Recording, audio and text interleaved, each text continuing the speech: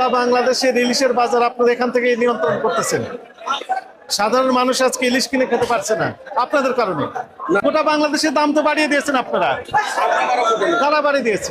500-600 টাকা কেজি কিনে বিক্রি করুন 1200, এগুলো হবে না। 900 গ্রাম প্লাস, এটা কত করে? 1400 টাকা। আচ্ছা, এটা 1400 বিক্রি করছেন, ভালো কথা। কিনেছেন কত করে? আপনি তো কিনাই না, এত দামে বিক্রি করেন কেন? এগুলো অ্যাকসেপ্টেবল হবে না। এখানে অনেক কারচুপি এবং কারসাজি রয়েছে। দাম বৃদ্ধিতে ইনারাই সহায়ক ভূমিকা পালন করছে।